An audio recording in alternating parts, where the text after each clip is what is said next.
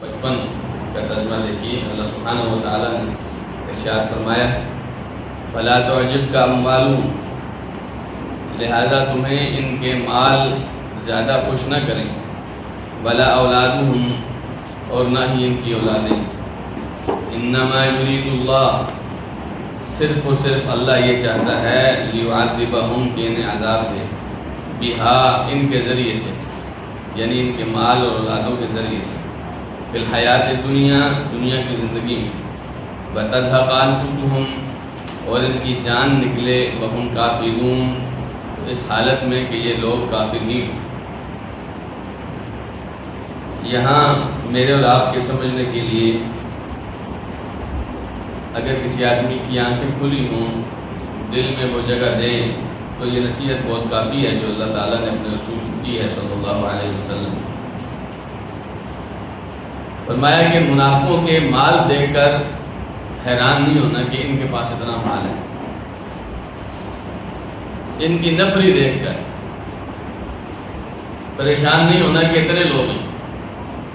بہت دفعہ ایسے ہوتا ہے نا کہ ہم جب دین کا کام کر رہے ہوتے ہیں تو یہ دیکھتے ہیں کہ فریق مخالف کو اللہ تعالیٰ نے بڑا نوازا ہوا ہے، اور ہماری صفوں میں جو بھی کندھے سے کندھا ملاتا ہے وہ غریب ہے، فقیر ہے، تنگ دست ہے، زیادہ مال والا نہیں ہے.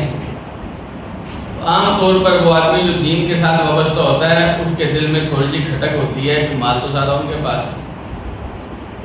اسی طرح جب آپ دین کے راستے میں چل رہے ہوتے ہیں اور اپنی تعداد تھوڑی دیکھتے ہیں تو آپ کے دل میں یہ خواہش ضرور آتی ہے کہ کاش آپ کی تعداد ان کے برابر ہوتی، اور ان کی تعداد دیکھ دیکھ کر آپ پریشان ہو رہے ہوتے ہیں، گھبرا رہے ہوتے ہیں کہ اتنی تعداد ان کی، حالانکہ وہ باطل پر ہے. اللہ سبحانہ و تعالیٰ نے فرمایا کہ آپ ان کے مال دیکھیں، ان کی اولاد دیکھیں، پریشان تو نہ ہو. ان کے پاس مال ہے نا، ان کے پاس نفری بہت زیادہ ہے نا، اب تو تمہارے پاس ہے. ان کے پاس دنیا ہے نا، تمہارے پاس دنیا کا رب ہے کہ نہیں؟ پھر پریشانی کس بات کی؟ پریشان تو وہ ہو جس کے پاس کچھ بھی نہ ہو. بھئی اگر آپ حق پر ہیں، بس یہ آپ نے کنفرم کرنا ہے کہ آپ حق پر ہی ہیں. بڑی دفعہ ایسے ہوتے ہیں آدمی سوچتا ہے میں ٹھیک ہوں لیکن وہ ٹھیک نہیں ہوتا. اس لیے آپ نے یہ بات پکی کرنی ہے کہ آپ حق پر ہیں. اگر آپ حق پر ہیں تو پھر ان کا مال دیکھ کر آپ کو پریشان ہو رہے ہیں، ان کی نفری اور اولادیں دیکھ کر آپ کو پریشان ہو رہے ہیں. انما یرید اللہ لیعذبہم بہا فی الدنیا، اللہ چاہتا ہے کہ اس مال کی وجہ سے، اس اولاد اور نفری کی وجہ سے اللہ دنیا میں ان کو عذاب دے. یہ مال اور یہ اولادیں، یہ تعدادیں، یہ ان کے نفع کی چیز نہیں ہے، ان کے نقصان ہی کی چیز ہے. اس لیے آپ اس بات پہ نہ گھبرائیں کہ ان کے پاس مال زیادہ ہے، آپ کے پاس کیوں نہیں ہے. اہل حق ہمیشہ تعداد میں تھوڑے ہوتے ہیں، یاد رکھیے، اور اہل حق ہمیشہ ہی مال و دولت سے زیادہ لگاؤ نہیں رکھتے، اس لیے ان کے پاس زیادہ ہوتا بھی نہیں ہے. اگر مال و دولت ہوتا تو شاید ہم لوگ بھی حق کا راستہ اختیار نہ کرتے. عام طور پہ جو لوگ گمراہ ہوتے ہیں، یاد رکھیے، انہیں ان کے مال نے گھمنڈ میں ڈالا ہوتا ہے، انہیں ان کی تعداد نے تکبر اور غرور میں ڈالا ہوتا ہے، اور وہ لوگ حق بات کو اپنانے سے گریز کرتے ہیں. اس لیے اللہ سبحانہ وتعالیٰ نے فرمایا انما یرید اللہ لیعذبہم فی الدنیا، اللہ صرف اور صرف یہ چاہتا ہے کہ انہیں دنیا میں عذاب دے، اس مال کی وجہ سے، اولادوں کی وجہ سے. وَتَذْهَبَ أَنفُسُهُمْ وَهُمْ كَافِرُونَ، اور ان کی جان نکلے اسی حالت میں جس حالت میں ابھی ہیں، کافر ہیں، یہ کافر حالت میں جان نکلے. دیکھیے آدمی جب تنگ دست ہوتا ہے، پریشان حال ہوتا ہے، تو عام طور پہ آدمی کا دل کدھر جاتا ہے؟ اللہ کی طرف رجوع کرتا ہے. عام طور پہ کیا ہوتا ہے؟ اللہ تعالیٰ کی طرف رجوع کرتا ہے. اچھا، ان کو اللہ نے مال اور اولادیں اور تعدادیں اور اللہ نے طاقتیں اس لیے دی ہیں، ایک تو دنیا میں اللہ ان کو برباد کرے گا نا، دوسری بات یہ ہے کہ انہیں یہ سوچنے کی کا وقت ہی نہ ملے کہ اللہ سبحانہ تعالیٰ کی طرف رجوع بھی کرنا ہے. اللہ تعالیٰ انہیں کافروں کی حالت میں ہی مارنا چاہتا ہے. بات سمجھے؟ کبھی آپ اگر یہ دیکھیں نا کہ آپ کے دشمنوں کے پاس بہت کچھ ہے تو آپ یہ کیوں نہیں سوچتے کہ اللہ سبحانہ تعالیٰ ان کو ڈھیل دے رہا ہے. اللہ سبحانہ تعالیٰ کی ڈھیل دیے جاتے ہیں اللہ تعالیٰ، لیکن جب اللہ تعالیٰ پکڑتا ہے اچانک پکڑ لیتے آدمی کو، شعور بھی نہیں ہوتا، پتہ ہی نہیں چلتا میرے ساتھ کیا ہو گیا۔ اس لیے اللہ سبحانہ و تعالیٰ کی اس تقسیم کے اوپر کہ اللہ نے کسی کو مال دیا ہے، کسی کو اللہ نے نفری و تعدادیں دی ہیں، تو آپ کو اور مجھے گھبرانے کی ضرورت نہیں ہے۔ جب رسول اکرم صلی اللہ علیہ وسلم کو اللہ سبحانہ تعالیٰ فرما رہا ہے کہ آپ نہ گھبرائیں، تو ہم تو انہی کے غلام ہیں، تو جو اللہ تعالیٰ نے آقا کو حکم دیا وہی غلاموں کو حکم ہے، تو ہم نے بھی وہی کرنا ہے کہ ان لوگوں کا مال دے کے کبھی آپ نے پریشان نہیں ہونا، ان لوگوں کی جاہ و جلال اور عہدے اور ان کی پہنچ اور سرکاریں دیکھ کر آپ نے کبھی پریشان نہیں ہونا۔ وہ شاید نے کہا تھا نا، طاقتیں تمہاری ہیں اور خدا ہمارا ہے انشاءاللہ، ان کے پاس بہت کچھ ہوگا لیکن انشاءاللہ ان کے پاس خدا نہیں ہے، اللہ نہیں ہے۔ ذَلِكَ بِأَنَّ اللَّهَ مَوْلَى الَّذِينَ آمَنُوا وَأَنَّ الْكَافِرِينَ لَا مَوْلَى لَهُمْ، اس لیے کہ اللہ تعالیٰ اہل ایمان کا دوست ہے، اللہ تعالیٰ ان کی مدد کرتا ہے، کافروں کا تو کوئی دوست نہیں ہے۔ تو اس لیے اللہ سبحانہ تعالیٰ نے فرمایا آپ نے پریشان نہیں ہونا۔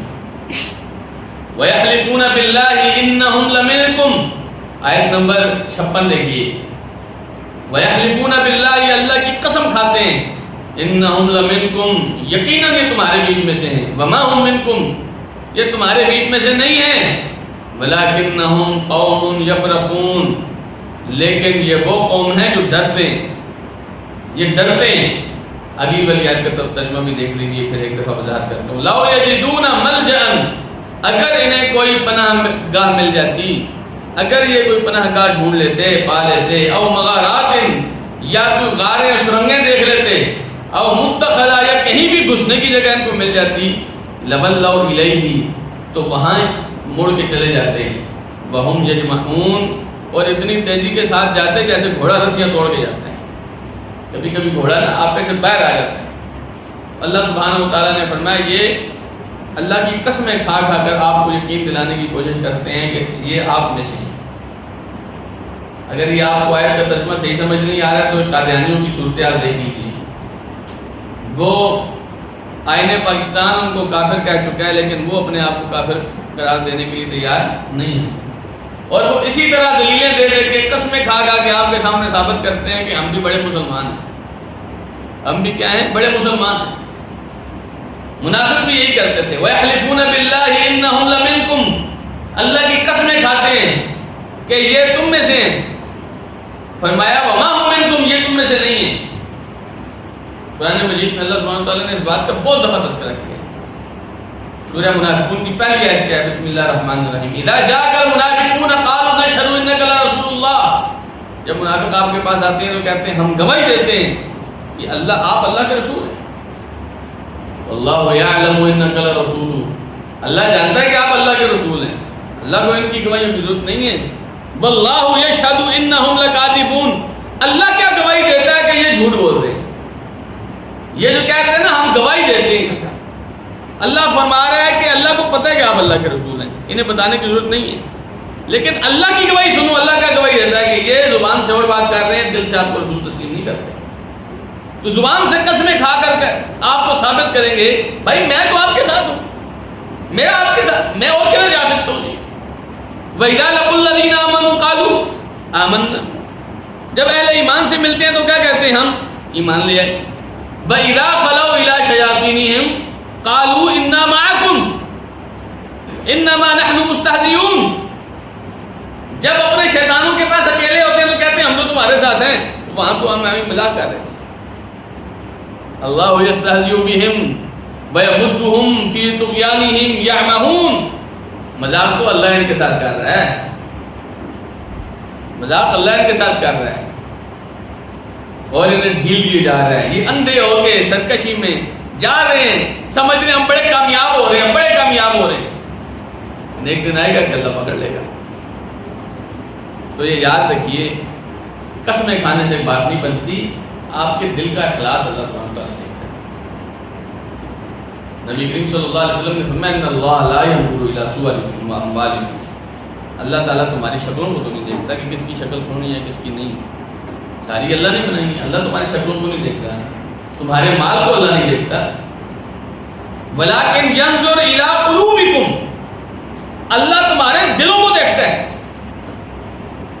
وَأَعْمَالِكُمْ تمہارے اعمال کو دیکھتا ہے، اس کے کرتوت کیسے ہیں. جو چیز ٹھیک کرنے والی ہے وہ کیجئے. قسمیں کھا کر یقین دہانیوں سے کام نہیں چلے گا. اللہ تعالیٰ دلوں کو دیکھتا ہے. عبداللہ ابن مسعود رضی اللہ عنہ، صحابہ کرام بھی تو آپ دیکھیے نا، آپ کسی صحابی کو دیکھیں گے مثلا بلال حبشی رضی اللہ عنہ، سلمان کون ہے؟ فارسی. سہیل کون ہے؟ رومی. ابو بکر کون ہے؟ قریشی. سعد ابن معاذ اور سعد ابن عبادہ کون ہیں؟ مدینے کے انصاری. ابو ہریرہ کون ہے؟ یمن کے دوسی. کہاں سے لوگ آئے ہیں؟ آپ جانتے ہیں اتنے لوگ اتنی دور دور سے رسول اکرم صلی اللہ علیہ وسلم کے کیسے اکٹھے ہو گئے؟ نبی کریم عبداللہ ابن مسعود رضی اللہ عنہ فرماتے ہیں کہ اللہ سبحانہ و تعالیٰ نے اپنے سارے بندوں کے دلوں کو دیکھا. دلوں کو دیکھا اللہ تعالیٰ. اللہ تعالیٰ کو جو سب سے پاک اور صاف سچا اور سچا دل نظر آیا نا، اس دل کو اپنی نبوت اور رسالت کے لیے چنا. اور وہ دل کون سا تھا؟ محمد رسول اللہ صلی اللہ علیہ وسلم. فرماتے ہیں پھر اللہ تعالیٰ نے لوگوں کے دلوں کی طرف دیکھا، اور اب اللہ تعالیٰ کو جو سب سے صاف ستھرے سچے اور سچے دل ملے، اب اللہ تعالیٰ نے یہ جو دل دیکھے، ان دلوں کو چن کر رسول اکرم صلی اللہ علیہ وسلم کے ساتھی بنا دیا. اس لیے کوئی حبشے سے آ کے جمع ہو رہا ہے، کوئی فارس سے آ کے جمع ہو رہا ہے، کوئی یمن سے آ کے جمع ہو رہا ہے. یہ اتنی دور دور سے اللہ تعالیٰ نے ان کو اٹھا کے محمد رسول اللہ کا رفیق اور ساتھی کیوں بنایا تھا؟ کیونکہ ان کے دل صاف تھے. انہیں قسمیں دینے کی ضرورت نہیں پڑتی تھی. تو یہ لوگ قسمیں کھا کے کہتے ہیں کہ ہم تمہارے ساتھ ہیں. اللہ فرماتا ہے وما ہم منکم، نہیں ہے تمہارے ساتھ، ولکنہم قوم یفرقون، یہ ڈرپوک قوم ہے. ان کا بس نہیں چلتا کہ کہیں بھاگ کے جائیں. ولو یجدون ملجا او مغارات او مدخلا لولوا الیہ وهم یجمعون. فرمایا اگر ان لوگوں کو کوئی پناہ گاہ مل جائے، آپ کی جگہ کوئی ان کو اور جگہ مل جائے کہ وہاں چلے جائیں، تو بھاگ جائیں گے آپ سے. انہیں کوئی غار مل جائے نا، ایسی غار جہاں یہ جنگ کے بغیر گزارا چلا سکتے ہوں، یہ اس غار میں گھس جائیں گے، آپ کے ساتھ نہیں جائیں گے. انہیں کوئی گھسنے کی جگہ، کہیں کوئی جگہ مل جائے کہ محمد رسول اللہ صلی اللہ علیہ وسلم کا ساتھ چھوڑ کر کہیں اور ہم جا سکتے، کوئی آپشن ان کے پاس نہیں ہے. اگر ہوتا تو یہ آپ کے ساتھ نہ ہوتے. ڈرپوک قوم ہے، یہ لڑنا چاہتے ہی نہیں ہے، یہ اللہ کے دین کے لیے قربانی دینا چاہتے ہی نہیں ہیں. یہ گھبراتے ہیں، دشمن سے ڈرتے ہیں. یہ اس بات سے ڈر رہے ہیں کہ دنیا ان سے نہ چلی جائے. اس بات سے نہیں ڈر رہے کہ دنیا کا رب خفا ہو گیا تو پھر کیا ہوگا. تو میں اللہ سبحانہ و تعالیٰ نے یہ رسیاں توڑ کے بھاگ جائے تم سے. انہیں کچھ جگہ نہیں ملتی، مجبور ہیں. اب ہم رسول اکرم صلی اللہ علیہ وسلم کا ساتھ نہیں دیں گے تو کدھر جائیں گے؟ اس لیے مجبوراً آپ کے ساتھ چل رہے ہیں. لیکن جب بھی چلتے ہیں یہ آپ کے لیے مسئلے ہی بناتے ہیں. اب مسئلے کیا ہیں؟ ایک مسئلہ یہ دیکھیے، آیت نمبر 58 دیکھیے. وَمِنْهُمْ، ان میں سے کچھ ایسے ہیں، مَن يَلْمِزُكَ فِي الصَّدَقَاتِ، جو آپ کو صدقوں کے بارے میں تانا دیتا ہے. کچھ لوگ ایسے ہیں جو صدقے کی تقسیم میں آپ کو تانا دیتے ہیں. فَإِنْ أُعْطُوا مِنْهَا، اگر ان کو وہاں سے دیا جائے، رضوا، تو یہ راضی رہتے ہیں آپ سے. وَإِن لَمْ يُعْطَوْا، اور اگر ان کو نہ دیا جائے، مِنْهَا، اس مال میں سے، صدقے میں سے، إِذَا هُمْ يَسْخَطُونَ، تو تب یہ خفا ہو جاتے ہیں. ایک آدمی آیا نبی کریم صلی اللہ علیہ وسلم کے پاس، ذوالخویسرہ اس کا نام تھا. آ کر دیکھا نبی کریم صلی اللہ علیہ وسلم کے پاس کچھ صدقے کا مال پڑا تھا، آپ تقسیم کر رہے تھے، اس کو بھی دے دیں، اس کو بھی دے دیں، اس کو بھی دے دیں. کہنے لگا کہ اے محمد صلی اللہ علیہ وسلم، آپ عدل نہیں کر رہے، عدل کیجیے. نبی کریم صلی اللہ علیہ وسلم نے فرمایا خبت و خسرت ان لم اعدل، اگر میں نہیں عدل کر رہا تو برباد ہو گیا، تو نقصان میں پڑ گیا اگر میں عدل نہیں کر رہا. تو ایک حدیث میں آپ نے فرمایا اگر میں عدل نہیں کروں گا تو کون کرے گا.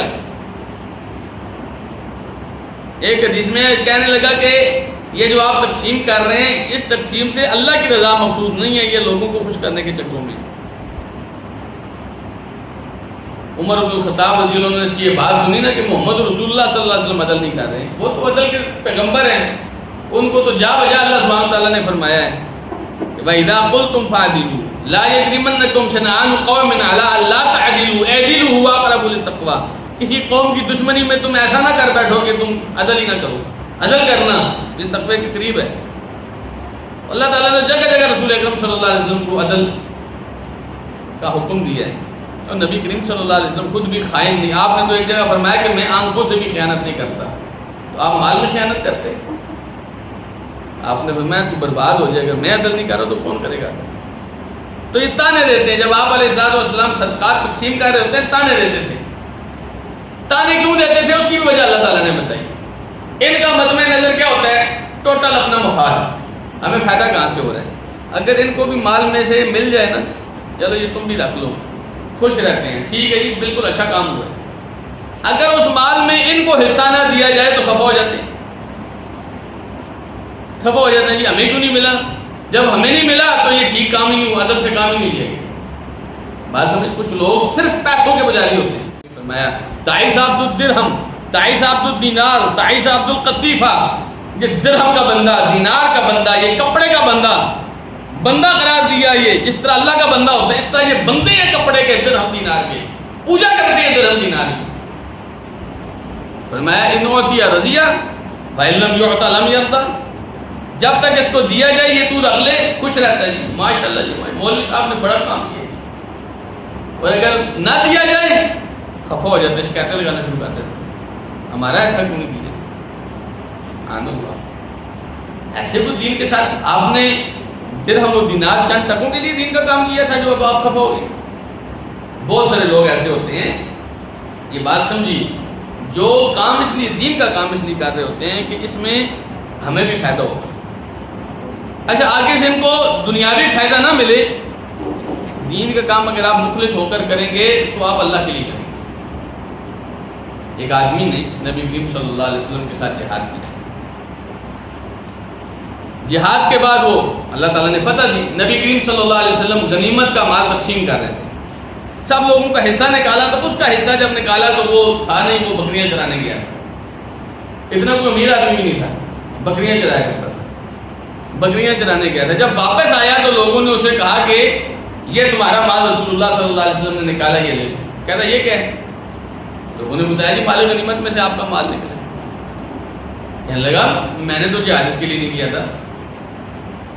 وہ مال اٹھا کے رسول اکرم صلی اللہ علیہ وسلم کے پاس آ گیا. کہنے لگا یہ کیا ہے؟ آپ نے فرمایا مال غنیمت میں تیرا حصہ ہے.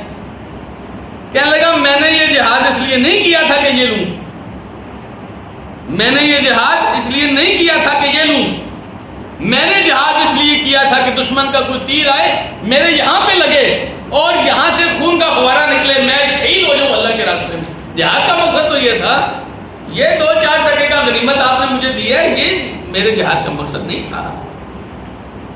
جس آدمی کی نظر آخرت پہ ہو اس کے سامنے دنیا کا ڈھیر بھی لگا، اس کے لیے کچھ بھی نہیں ہے. ایک دفعہ پھر جہاد پہ گیا اور وہ شہید ہو گیا. جب نبی کریم صلی اللہ علیہ وسلم کو بتایا گیا، دکھایا گیا، وہ اس کی لاش دکھائی گی، تو آپ نے پوچھا ہوا یہ وہی ہے؟ صحابہ کرام نے بتایا کہ یہ وہی ہے. آپ نے فرمایا صدق اللہ فصدق اللہ معہ. اس نے اللہ کے ساتھ سچ بولا، اللہ نے بھی اس کے ساتھ سچ بولا.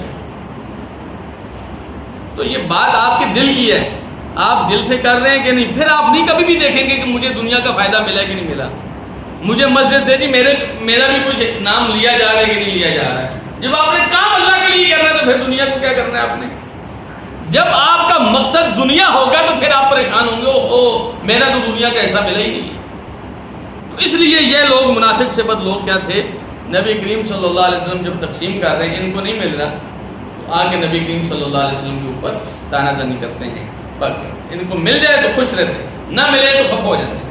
اللہ سبحانہ وتعالیٰ نے فرمایا وَلَوْ أَنَّهُمْ، آیت نمبر 59 دیکھیے، وَلَوْ أَنَّهُمْ رَضُوا، اگر یہ لوگ راضی ہو جاتے، مَا آتَاهُمُ اللَّهُ وَرَسُولُهُ، جو انہیں اللہ اور اس کا رسول دیتا، وَقَالُوا حَسْبُنَا اللَّهُ، اور کہتے کہ ہمیں اللہ کافی ہے، سَيُؤْتِينَ اللَّهُ مِنْ فَضْلِهِ، اللہ تعالیٰ ان قریب ہمیں اپنے فضل سے اور دے دے گا، وَرَسُولُهُ، اور اس کا رسول، اِنَّا إِلَى اللَّهِ رَاغِبُونَ، ہم یقیناً اللہ تعالیٰ کی طرف رغبت کرنے والے ہیں.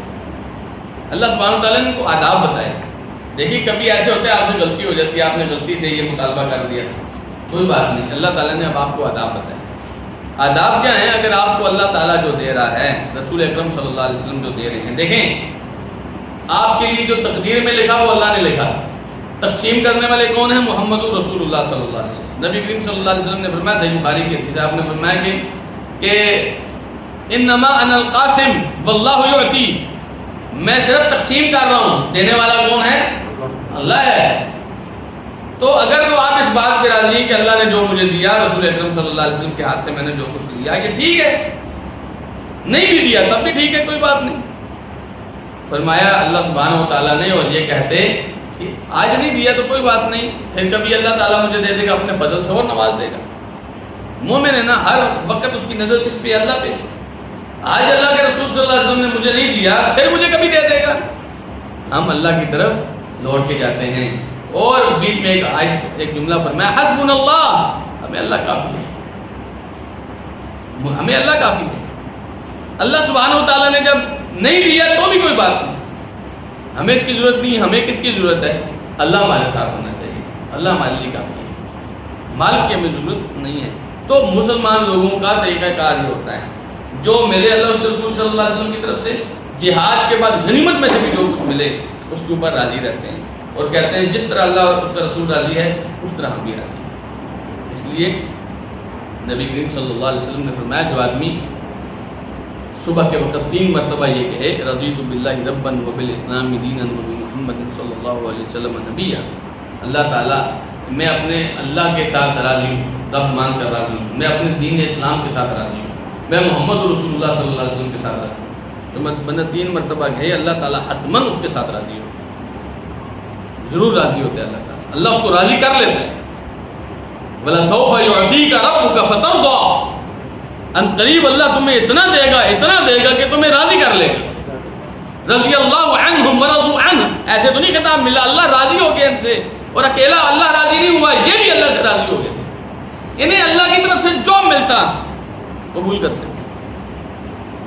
آپ کی اور میری بھی کوشش یہ ہونی چاہیے، مال کی بجائے اپنے رب پر نظر رکھیں، رب جیسے فیصلے کرتا ہے ہمیں وہ فیصلے منظور ہیں، رب کے ساتھ لڑائی، تقدیر کے ساتھ لڑائی ہم نہیں کرتے۔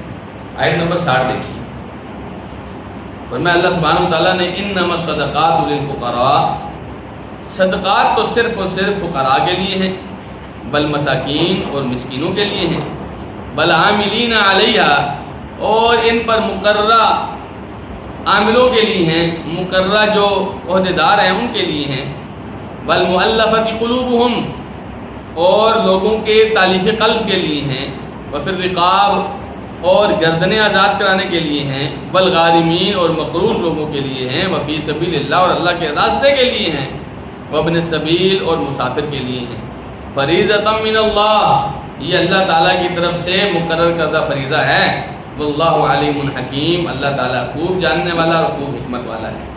اس آیت کو غور سے دیکھیے گا، اس آیت میں ان لوگوں کا تذکرہ کیا گیا ہے جن پر میری اور آپ کی زکوٰۃ لگتی ہے۔ زکوٰۃ مختلف طرح سے ہوتی ہے، جیسے آپ کے اوپر سال کے بعد صاحب استطاعت کے اوپر، صاحب نصاب کے اوپر 2.5% زکوٰۃ فرض ہوتی ہے۔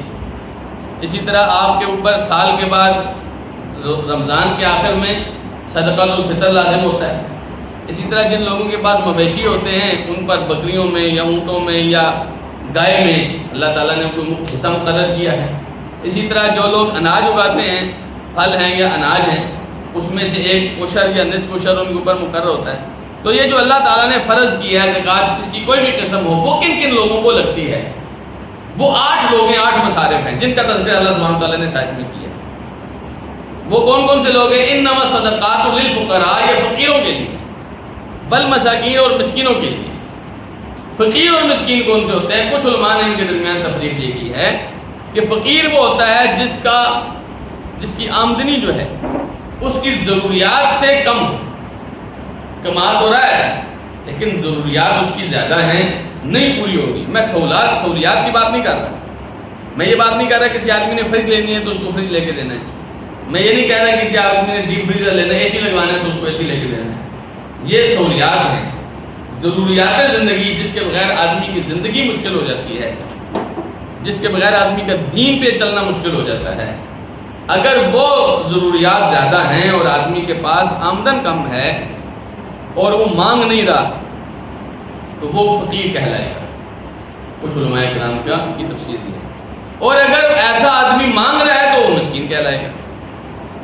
لیکن نبی کریم صلی اللہ علیہ وسلم کی ایک حدیث میں مسکین کو بھی اسی طرح قرار دیا گیا. آپ علیہ الصلوۃ والسلام نے فرمایا کہ آپ سے پوچھا گیا مسکین کون سا ہوتا ہے؟ آپ نے فرمایا المسکین الذی لا یجد غنی یغنیہ. مسکین وہ ہوتا ہے جس کے پاس اتنے پیسے نہ ہوں کہ وہ لوگوں سے مانگے بغیر اس کو گزارا چل جائے, اتنے پیسے اس کے پاس نہ ہوں. ولا یسأل الناس شیئا, لوگوں سے مانگتا بھی نہ ہو. ولا یفتن له فیصدق علیہ, اچھا لوگ اس کو پہچان بھی نہ سکیں کہ یہ فقیر آدمی ہے, یہ مستحق آدمی ہے, کہ لوگ اس کو صدقہ دیتے ہیں. وہ اتنا سفید پوش تھا, ظاہری طور پر اتنا ٹھیک ٹھاک نظر آتا تھا, عام آدمی اس کو غریب سمجھ نہیں رہا. 3 نشانیاں بتائیں مسکین کی. ایک وہ آدمی جس کے پاس ضروریات زندگی کا سامان نہیں ہے, ساتھ میں وہ ایسا اپنے آپ کو سفید پوشی میں رکھتا ہے, ایسے اچھے انداز میں رکھتا ہے کہ لوگ سمجھ نہیں پاتے کہ یہ مستحق آدمی ہے. اور تیسری نشانی آپ نے کیا فرمائی؟ آپ نے فرمایا کہ لوگوں سے مانگتا بھی نہیں, یہ مسکین ہے. تو فقیر اور مسکین تقریباً ایک جیسے لفظ ہیں. کبھی کبھی ان کے اندر تفریق کر دی جاتی ہے اس انداز میں کہ اگر وہ نہ مانگے تو فقیر ہے, مانگے تو مسکین ہے, لیکن ویسے تقریباً دونوں ایک جیسے لوگ ہیں. تیسری چیز فرمایا والعاملین علیہا, وہ مزدور طبقہ یا وہ لوگ جو زکوٰۃ کے اکٹھے کرنے میں یا اس کو سنبھالنے میں اپنا کردار ادا کرتے ہیں.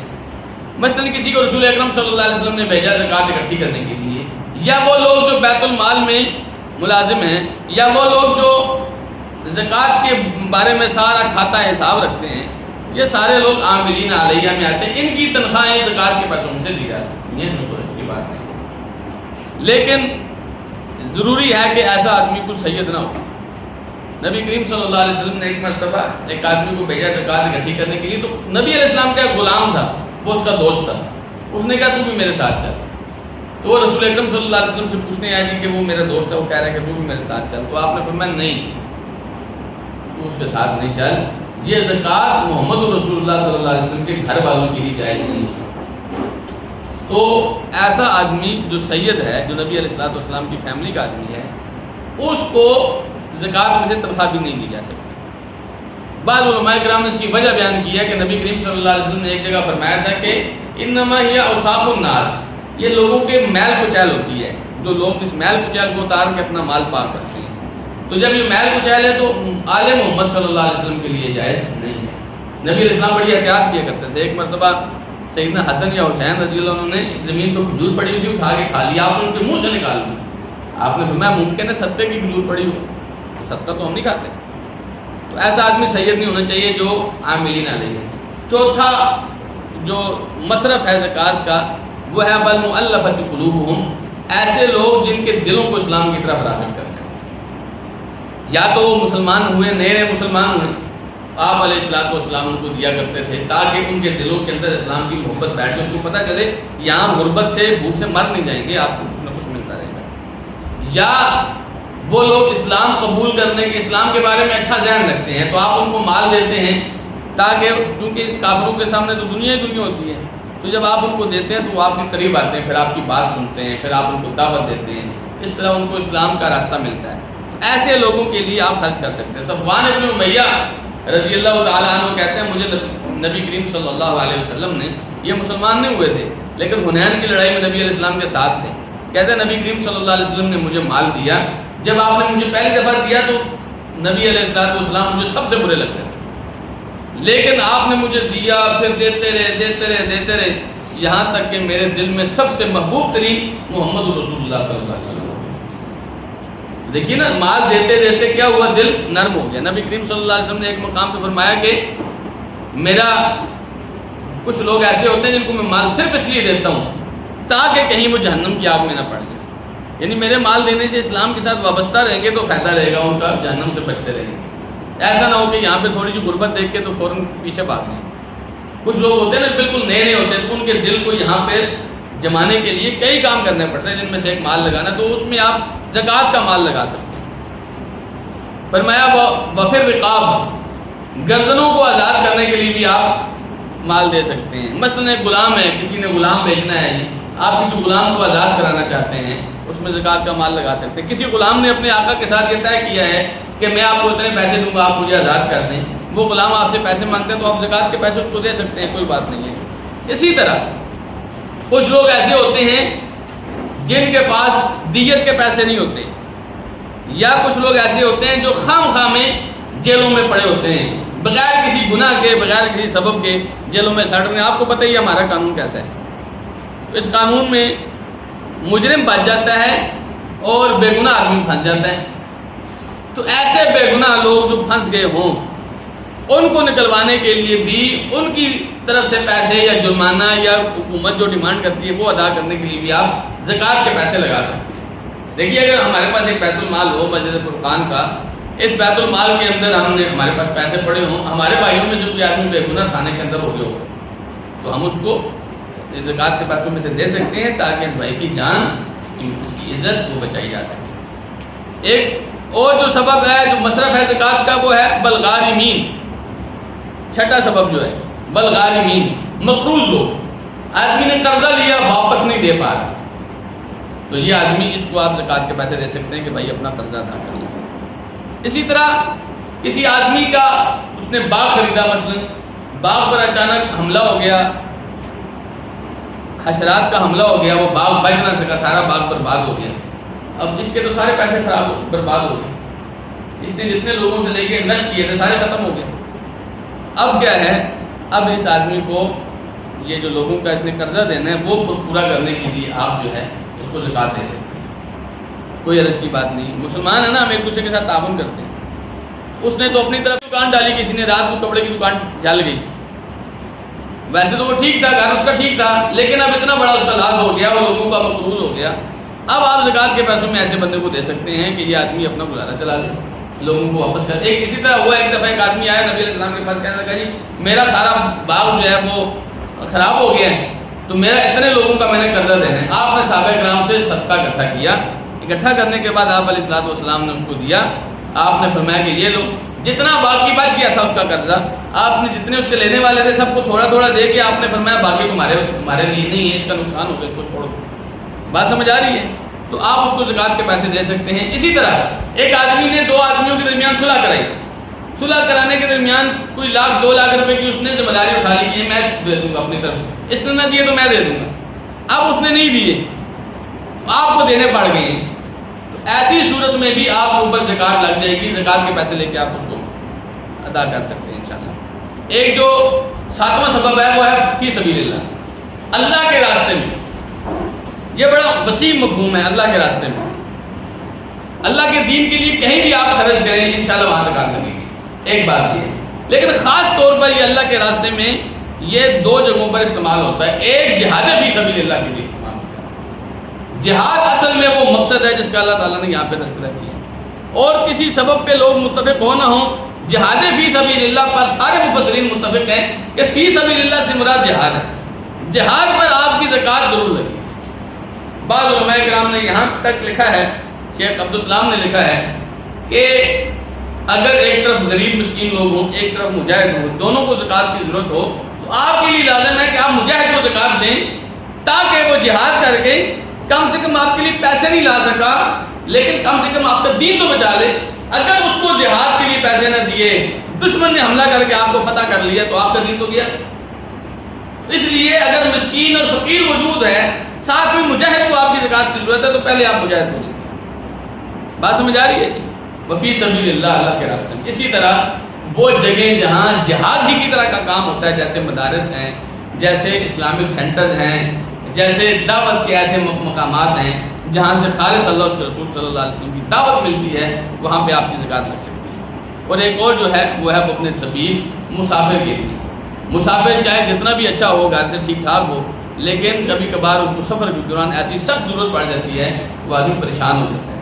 ایسے مسافر کی اگر آپ مدد زکوٰۃ سے کرتے ہیں تو کوئی بات نہیں. اللہ سبحانہ و تعالیٰ نے فرمایا فریضۃ من اللہ، یہ اللہ تعالیٰ کی طرف سے مقرر کردہ چیزیں. مقرر کیا کیا؟ ایک تو زکوٰۃ کی مقدار مقرر کی، آپ کے پاس مویشی ہیں، کون سے مویشی سے کتنی زکوٰۃ دینی ہے یہ اللہ نے مقرر کی. آپ کے پاس سونا چاندی ہے، کتنے سونے کتنے چاندی میں سے کتنی زکوٰۃ دینی ہے یہ مقرر کی. آپ کے پاس اناج ہے، کتنا اناج میں سے کتنا نکالنا ہے یہ اللہ نے مقرر کیا. دوسری بات اللہ نے یہ بھی مقرر کیا کہ دینا کن کن کو ہے. اپنی مرضی سے لوگوں کو نہیں دینا. دیکھیے آپ کے پاس زکات کے پیسے ہیں لیکن آپ ایسے لوگوں کو دیتے ہیں جہاں سے آپ کو دنیاوی فائدہ ہوتا ہے. آپ کی یہ زکات اللہ تعالیٰ کے یہاں قبول نہیں ہوگی. یاد رکھیے اگر دنیاوی فائدہ ہے اور وہ حقدار نہیں ہے, 8 لوگوں میں شامل نہیں ہے, آپ کی زکات قبول نہیں ہوگی. ایسے کیسے ہو سکتا ہے کہ آپ اپنے مفاد کے لیے دے رہے ہیں؟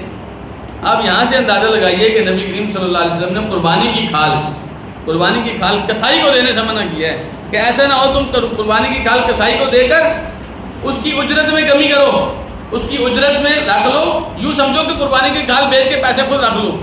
اس سے منع کیا ہے. آپ اپنے فائدے کے لیے زکات کے پیسے استعمال نہیں کر سکتے. زکات کے پیسے خالص ان 8 لوگوں کے لیے استعمال ہوں گے. واللہ علیم الحکیم. اب یہ اللہ سبحانہ تعالیٰ نے فرمایا, یہ مت سمجھنا کہ اللہ سبحانہ تعالیٰ نے تمہارے ساتھ کوئی زیادتی کی ہے. یاد رکھیے اللہ زیادہ علم والا ہے ہم سے. جی اللہ یعلم من خلق, جس نے پیدا کیا وہ علم نہیں رکھتا آپ کے بارے میں. اللہ زیادہ علم رکھتا ہے کس کو دینی ہے, کتنی دینی ہے, کس کس کا حق بن سکتا ہے. حکیم, اور یہ اللہ کے جو فیصلے ہیں یہ حکمت پر مبنی ہے. ایسے نہیں کہ اللہ تعالیٰ نے ایسے فیصلے کر دیے, نہیں, بڑی حکمت کے ساتھ اللہ تعالیٰ نے ان لوگوں کا انتخاب کیا ہے. ان لوگوں کو آپ نے زکات دینی ہے. اگر سب کو دے سکتے ہیں سب کو دیجیے, کسی ایک بندے کو دے سکتے ہیں اس کو دیجیے. جس کا جتنی ضرورت ہو, جیسے ضرورت ہو وہاں ویسے خرچ کرنا چاہیے. اللہ سبحانہ تعالیٰ مجھے اور آپ کو سوچنے کی, سمجھنے کی اور عمل کرنے کی توفیق عطا فرمائے. آج ہم نے سورہ توبہ کی 60 آیات مکمل کر دی. اللہ تعالیٰ نے توفیق دی تو آگے اس سلسلے کو جاری رکھیں گے. مالک الملک جو کچھ کہہ رہے ہیں, جو کچھ سن رہے ہیں, اس پر عمل کرنے کی اور اس کو سمجھنے کی توفیق عطا فرمائے. جس مقصد کے لیے ہم نے یہ کلاس رکھی ہے اس مقصد کو اللہ تعالیٰ پورا کرنے کی توفیق دے. جزاکم اللہ خیرا. باقی دعوانا الحمدللہ رب العالمین.